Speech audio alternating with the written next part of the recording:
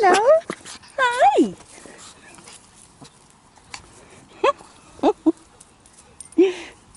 Hello, darling. Oh, you look at those eyes. On those eyes, so beautiful. Hey? Brown chocolate buttons. Yeah? Oh, okay, we've decided we're learning a game. Yep. And back. Well done.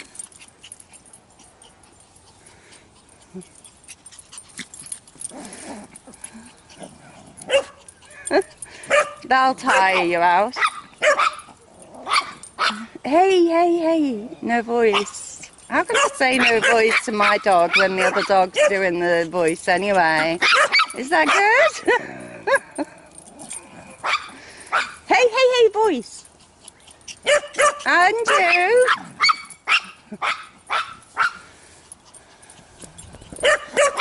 Good morning. My name's Marshall.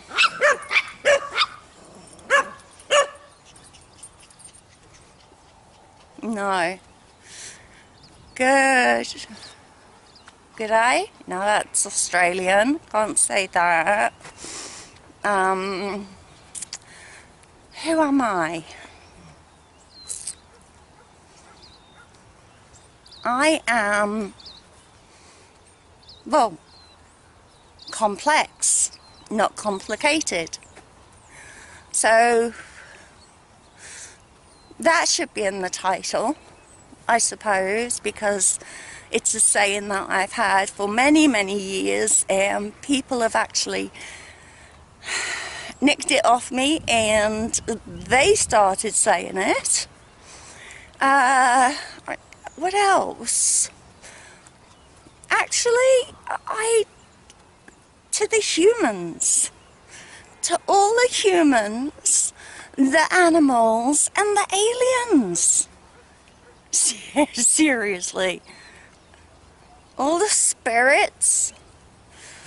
I'd like to say hello to everybody of every colour, every size, every shape, in any form, because I think you deserve the love to the Earth's core. And just like the Earth core moves and gives us so many rough times, and then you find a diamond, they are the good days. I haven't had a good day for quite some time. The video I put up last wasn't actually meant to go up. It was just for me to look at the next day to see. I obviously was in one of those moods, and maybe I'd had a tablet or two and got rid of the pain coming off the morphine patches. I mean the morphine tablets. And the fentanyl patches.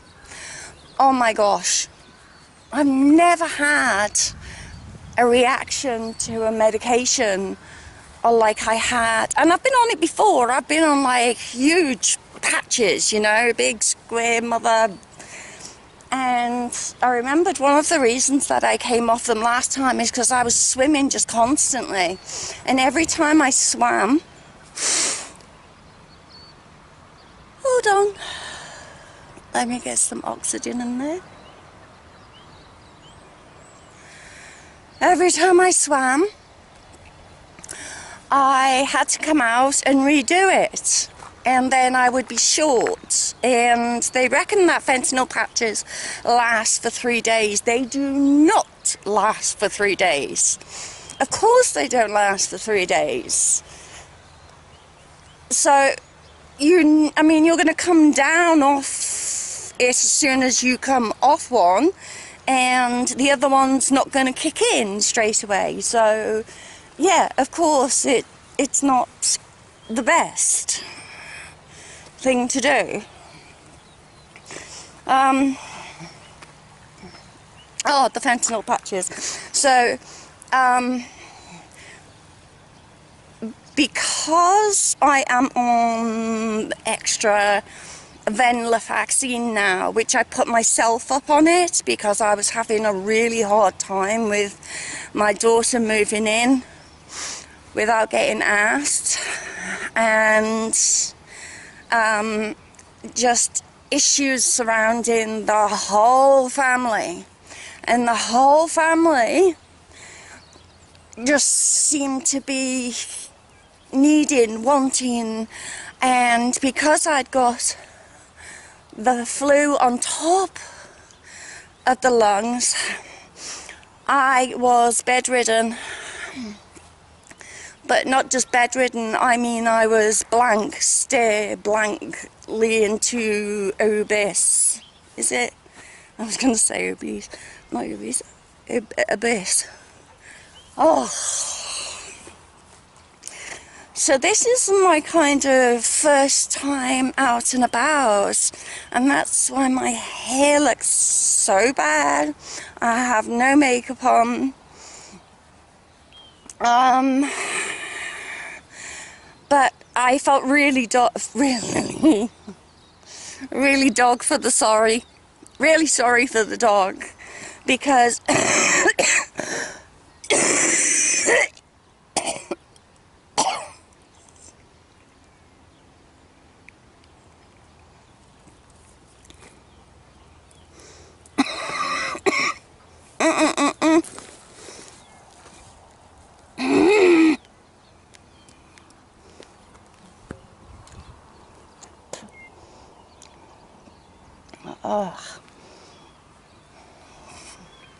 and no, I'm not going to edit that out.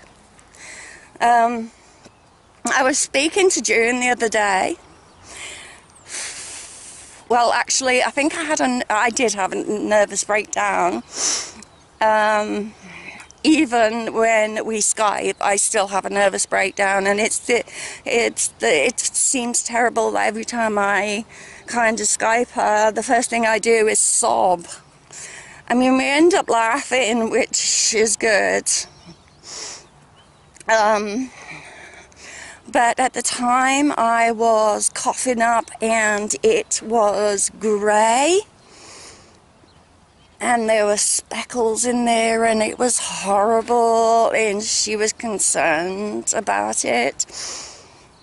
But it is now just grey, which is good that it hasn't got speckles black in it.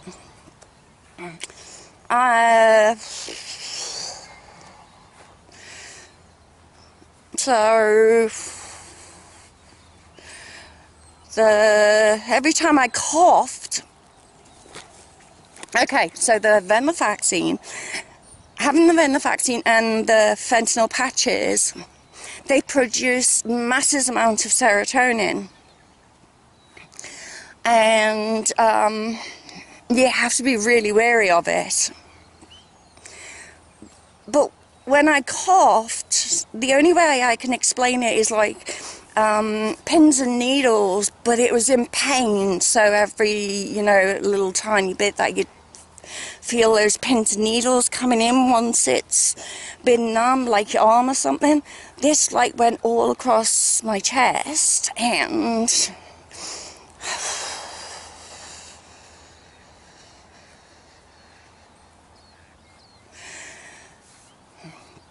it was so painful. It was down my arms, it was underneath my chest plate.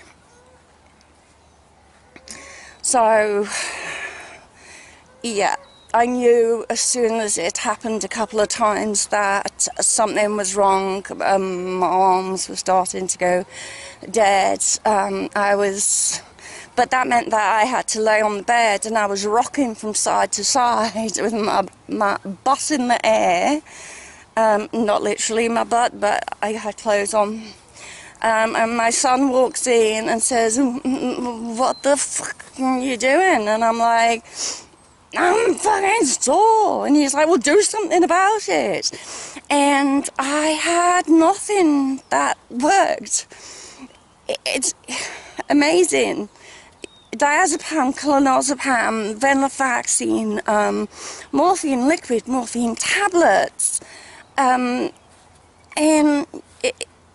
they're all what I need, but the pain just wouldn't go. So I presume it was from coming down off one of those two. And the only thing that gets rid of it, and I know some of you don't agree with it, is marijuana.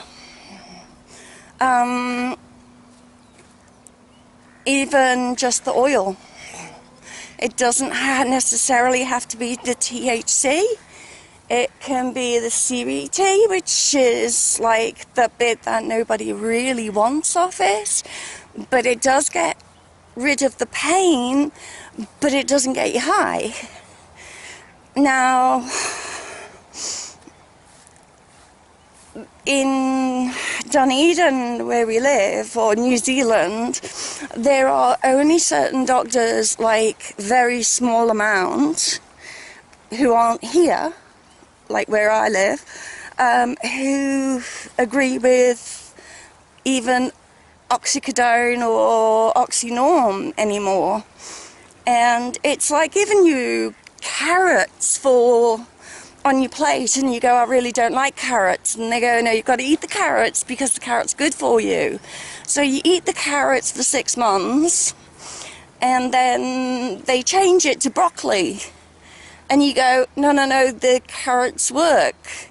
And them go, "No, we decided that we're not going to grow carrots anymore, so you have to have broccoli." And they give you broccoli, and broccoli doesn't work.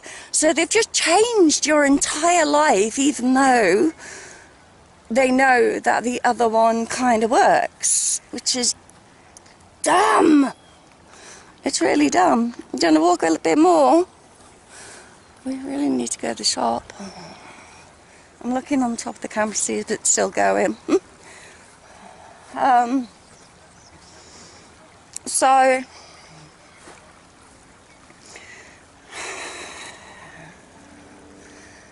I try to think of the things which I was thinking of, which get me irritated, or why I put my head under the pillow, and just cry for no reason. There obviously is a reason, but it seems an involuntary action of getting sad, or taking something the wrong way, or watching something, and it brings back memories, and I don't want to do it. I just don't want to do it.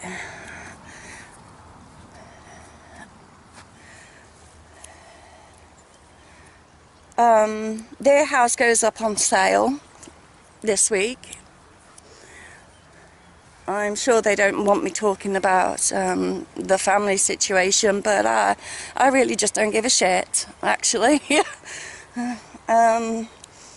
After the hell and back, and what they've done to me, how they've changed me, how they've made me into a insignificant human being. I still didn't realize that. I'm still pissed, and I'm kind of like an elephant, you know. I won't forget. I won't forget. But it doesn't mean to say that I don't want to get on with life. And at the minute, with Alicia living in the living room, Kia has the other room, which means that you're either in your bedroom all day, and it's like 3 bed sets. It's mental. And it's really weird because they've had to live in a lifestyle where the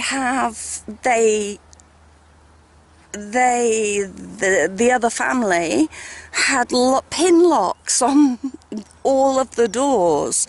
So if you didn't have the pin, you didn't go in, basically. I mean, that, fucking hell. No wonder that I seem easy pickings of just going in and grabbing my clothes and my makeup, like, and her using them and not thinking about like popping them back or asking for them. And yeah, I really must seem easy pickings of like, whoa, the doors are open. Shit, that's where she keeps the chocolate and the biscuits. We'll just open them. It's like they're being naughty, but they're enjoying it. And I'm like, hold on. Whoa, you don't just because they're there, you don't have to kind of go nutty about it.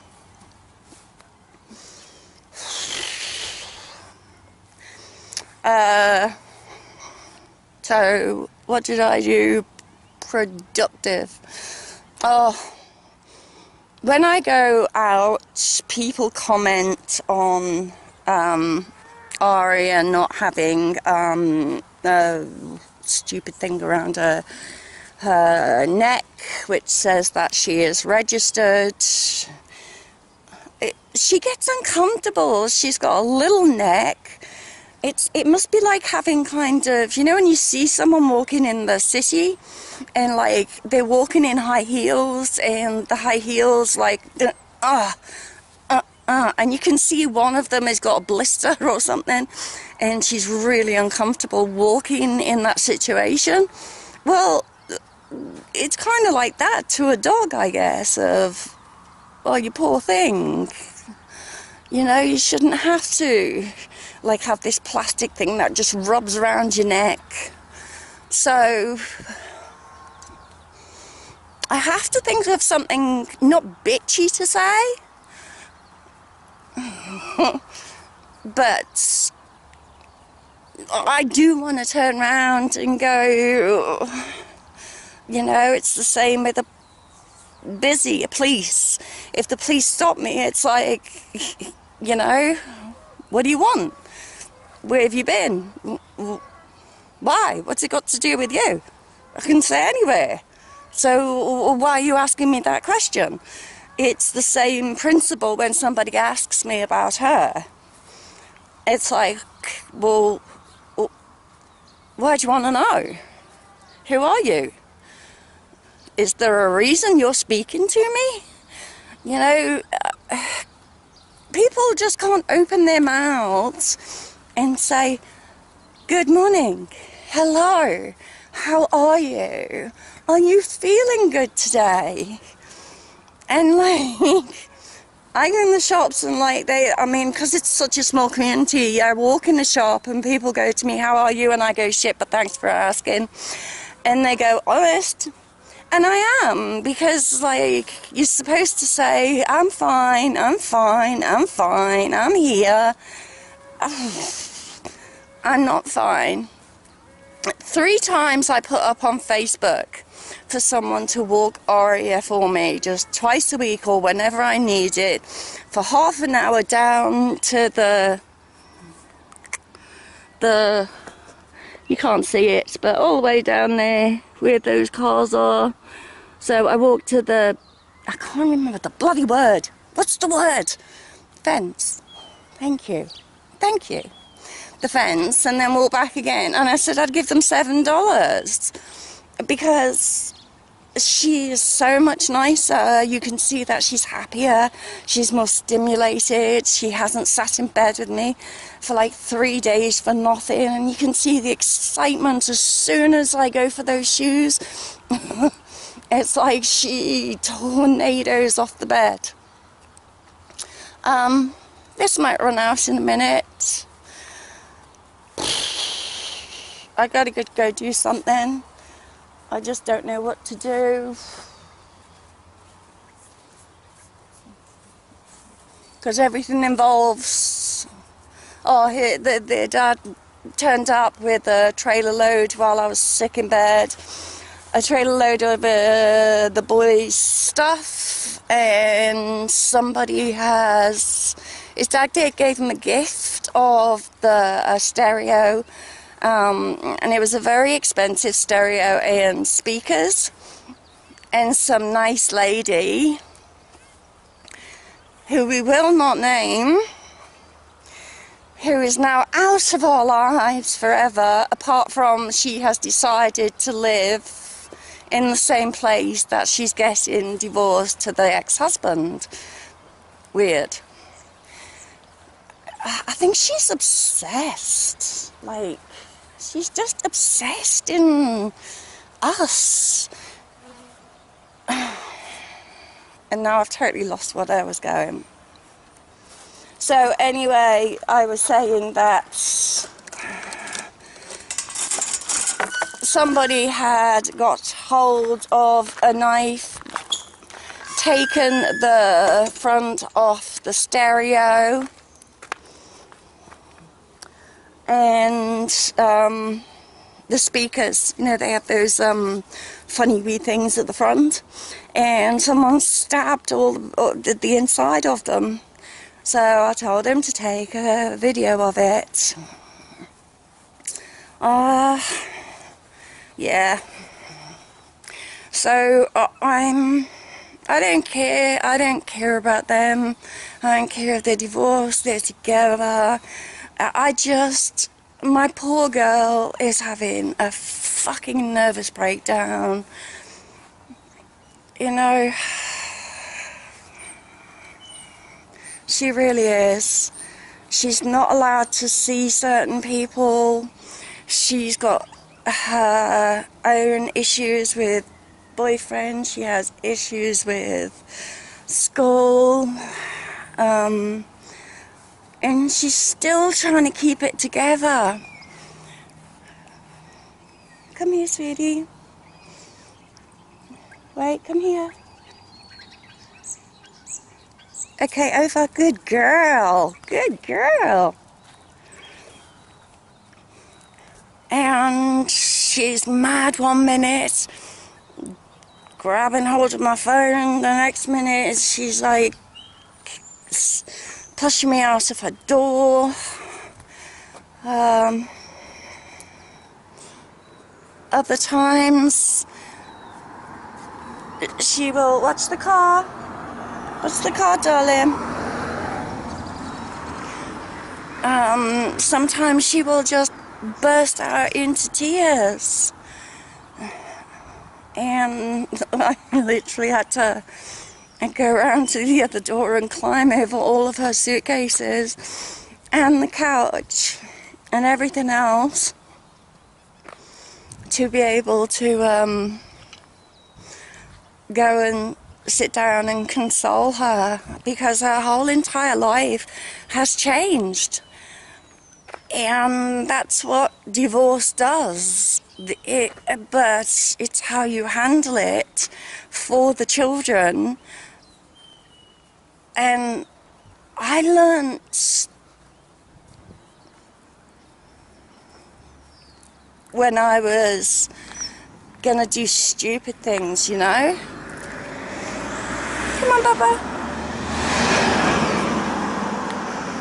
I learned when I was about to do crazy things because of the lies that were being told. Come on, darling.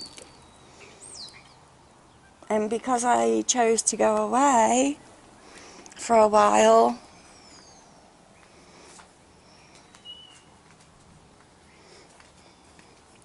oh, she's still got the tape on. At least the blood's come off, look. See?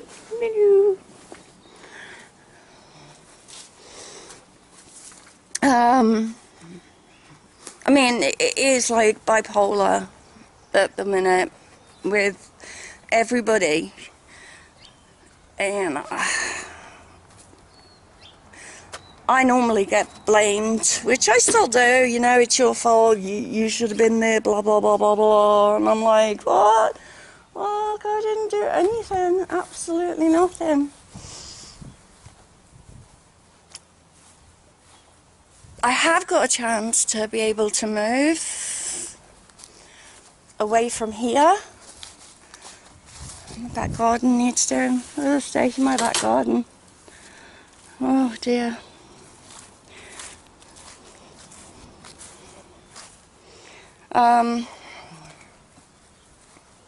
Sorry, my mind's going blank, so it must be time to go.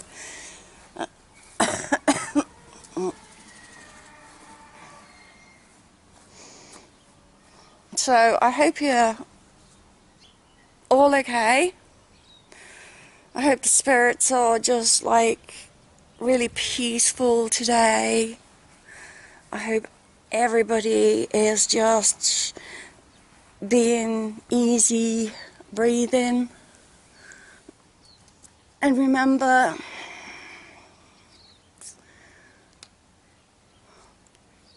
you are not complex. You're just complicated. Or you could do it the other way around. You figure out what you are, and I'll tell you what I am. I've already done that. Okay, scrub that. Edit that out. So I'm getting my washing in because obviously the job I asked to get done has not been done, and as it's warm. So anyway, I think one of the things is I think I may need to, that's what I was saying, is that I've got a chance to move out if I want. But once you move out of New Zealand housing, like a council house, you call it, I've said this before, is that you don't get another one. So if somebody decides they don't like me or it doesn't go right, or they up the rent, or they decide to move, I have to move. And because I was in care all my life, and you know, had shit that happened in my life, I always wanted to have, I always said, all I want in life is somewhere where nobody can ever kick me out of. That's it. Is that really so hard to manage? I guess it is, after looking at all the homeless people. You know, you don't even have to be homeless though, do you, to lose everything? You don't have to get divorced even to lose everything. In fact, the world is just blowing itself up. I think because I don't have TV, I have a TV, but I don't watch TV because I don't have Freeview. So I watch 1,000 documentaries, and after seeing places like Seattle and what they're saying about what's going to happen to it when it does happen, like with the earthquakes and tsunamis and all that kind of stuff, it's like you can have everything that you want, but just nature can take it away automatically.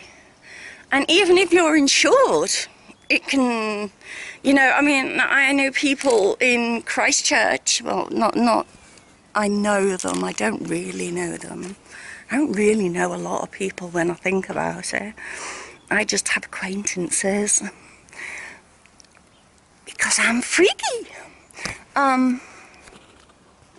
Yep, they're still there.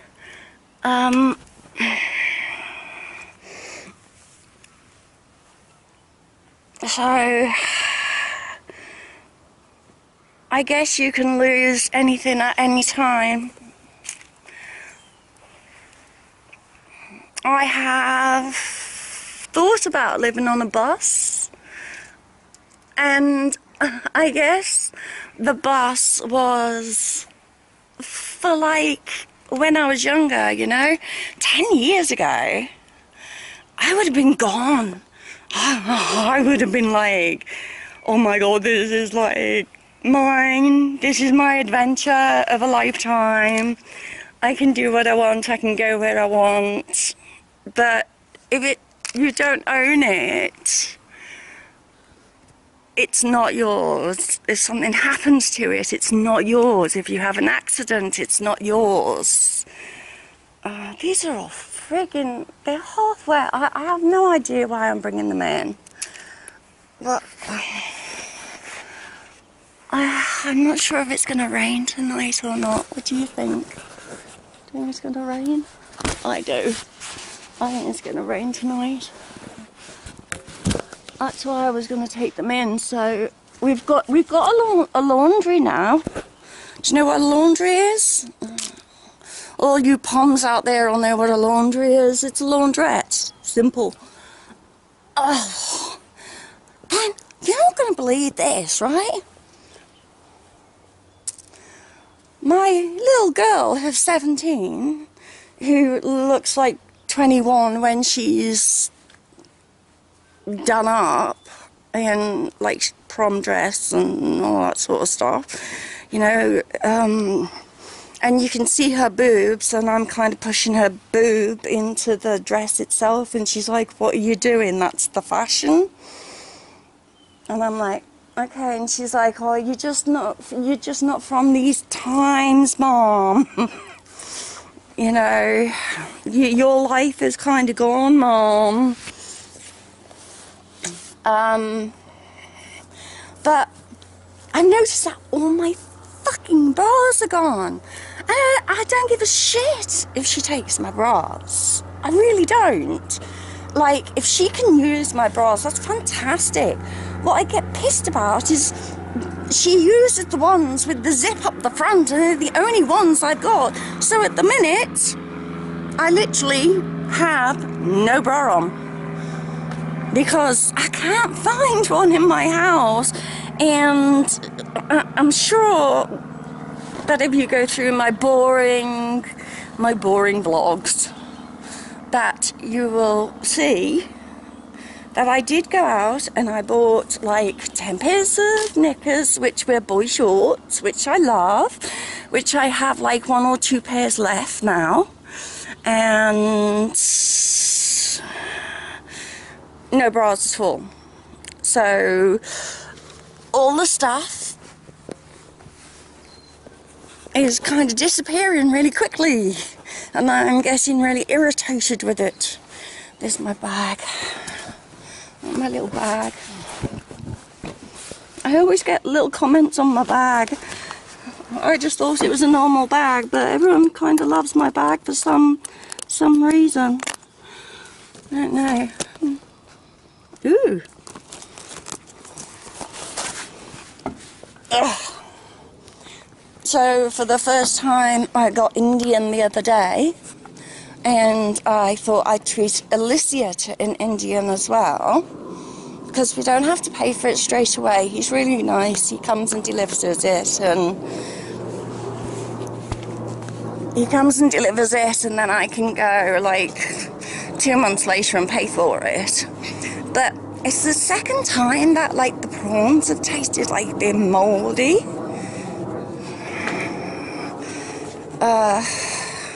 Like mouldy cheese. Oh, I'm shattered. Are you shattered? I'm shattered. Oh, that's a shitload of clothes to do. There are all the Kias. I don't know why all those are out there just dumped. What the fuck am I supposed to do with those? I've got a box there that needs moving.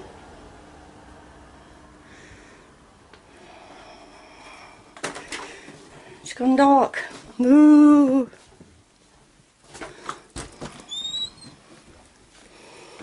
Oh, dear me.